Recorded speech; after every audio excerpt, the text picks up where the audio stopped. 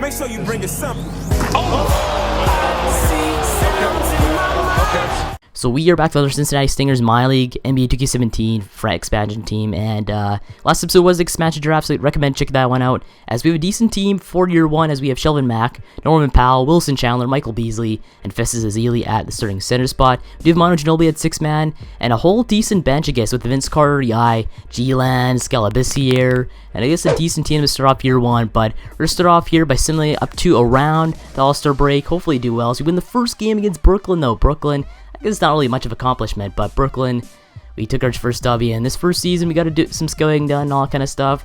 We did get a few trades, and we won a few decent games, I guess. 13-15 right there. But look at the trade offer, though. Everyone's offering for Wilson Chandler. He's our best player on this team. But as a record, slowly climbing when it comes to around All-Star weekend. We are 26-32. We're out of the playoffs when it comes to All-Star weekend, so I don't know, I really want to miss the playoffs. I really hope we get a good pick in this draft. But starting off after this All-Star break, we're doing winning a few games. But at this point, our season turns around completely as we keep winning game after game after game. And look at this, we actually sneak into the playoff picture, and we're 40-40 at one point. We're we're at 500, and we clinch the playoffs as the 8th seed in the Eastern Conference. How does an expansion team even make 8th seed? I don't know. Russell Westbrook is your MVP. Hopefully that happens in real life. Brandon Knight is your 6th man of the year. DeAndre Jordan, Defensive Player of the Year. That always happens in this GM is DeAndre Jordan, though. And Steve Kerr, Coach of the Year for the Golden State Warriors. And as you see, we snuck in as 8th seed in the Eastern Conference. We're facing the 1st seed Cavs. We have no shot. Hopefully we go and get swept. I want a good pick. But as you see from the season stats of the previous first season, looks like, Wilson Chandler leading us in most stats. Norman Powell sneaks in a bit, but Wilson Chandler easily our best shooter, best player in this team, I guess. Not too bad of a draft pick, though, bias when it comes to Wilson Chandler. But Norman Powell leads a few categories. Michael Beasley sneaks in a bit, too, there. But just in the first game, Cavs win take game 1. Cavs take game 2 in the game 2. But look, we actually win our home game here in game 3. Now it's 3-1 Cavs going back to Cleveland. And, yeah, you know what's going to happen here. We actually won the second quarter, but we get destroyed by Cleveland. We get eliminated from the playoffs, thankfully, at 4-1. But see Wilson Chandler 31 points in that game. We have Michael Beasley 13-5, and so on and so forth. But we're going to sit in the playoffs here. And this playoff is really interesting as the Raptors win the Eastern Conference Finals and they win the NBA Championship against San Antonio Spurs. I really hope that happens in real life. Kyle Lowry is your Finals MVP.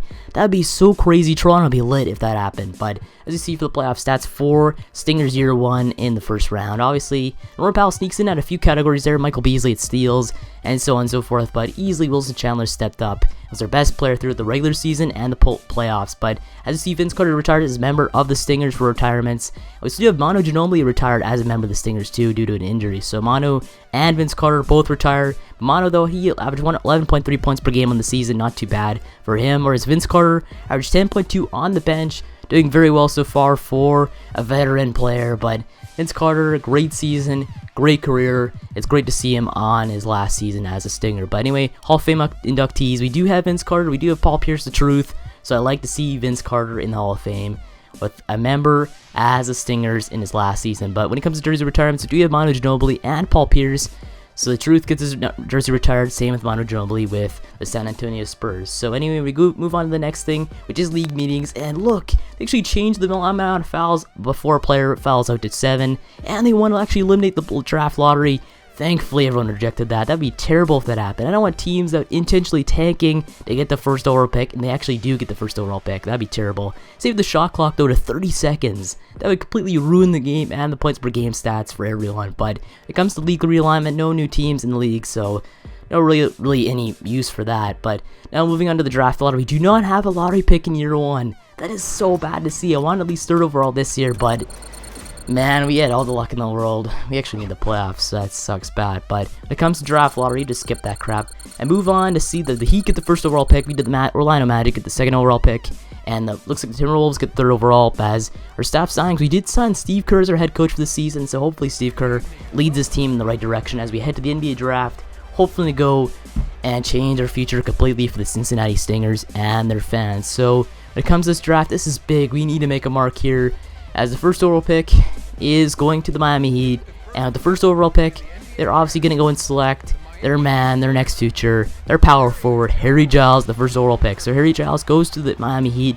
I can actually see Miami getting a top pick this year. Not first overall, but maybe like third overall when it comes to this. But we're going to go and pull off a trade for second overall, trading Wilson Chandler, a first round pick, a seconds, and I believe a rookie. But we're going to pick their second overall pick, our man Jason Tatum, as our future third spot small forward. So Jason Tatum, 6'8", he's going to be fit perfectly for this organization, and we got to build our team around him for this offseason. 80 overall, 20 years old, perfect for this team, exactly what we want, as we want a young player who can take advantage of his opportunity and score a lot of points per game. But looks like Jason Tatum going to lead this team in the right direction in the next few years. We could trade our second round pick to, I believe, the Trailblazers for Jake Layman. I think he'd be a pretty good shooter off the bench, but we're going to sign Jason Tatum off our rookie signings, as we didn't draft somebody in the second round. But team options, we do have Norman Powell with the team option. We're going to accept that one.